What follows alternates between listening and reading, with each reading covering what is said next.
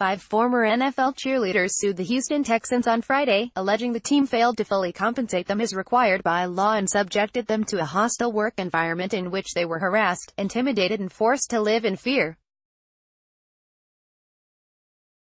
The lawsuit, filed in Houston federal court, accuses the franchise of paying the women less than the $7.25 per hour they were promised, not compensating them for making public appearances or performing other tasks related to their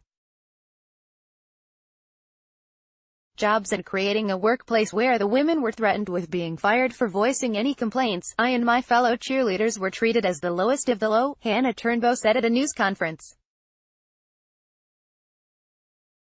The Houston Texans were paid thousands of dollars to have us show up at appearances at locations all over Texas with no security, no transportation, and where our safety was not guaranteed. Turnbow said that after she was left with abrasions on her shoulder when she was attacked by a fan at one game, the team told her to just suck it up. Ramon Espinoza, AP, "We were harassed, bullied and body-shamed for $7.25 an hour," said ex-cheerleader Ainsley Parrish. Texans spokeswoman Amy Palcic said the team is constantly evaluating its cheerleader program and makes changes as needed to make the program enjoyable for everyone. "We are proud of the cheerleader program and have had hundreds of women participate and enjoy their experience while making a positive impact in the local community," Palcic said in a brief statement. Prominent women's rights attorney Gloria Allred, who's representing the cheerleaders, alleged the women were paid so little or not paid at all for much of the work they did because of their gender. Shirley Texans owner Bob McNair and the Houston Texans can find it in their budget of hundreds of millions of dollars to pay these women a fair wage, not minimum wage, Allred said. "I say, stop penny pinching. Pay these women what they deserve and make sure you pay them for every minute that they work." The lawsuit is seeking unspecified damages.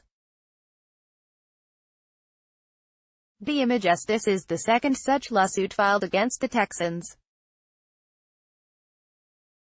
Last month, 3 ex-cheerleaders also filed suit in Houston federal court, accusing the Texans of not paying the minimum wage, not paying overtime wages, and accusing a cheerleading supervisor of body-shaming them. These lawsuits are part of a series of recent complaints that have been made by cheerleaders against NFL teams across the country.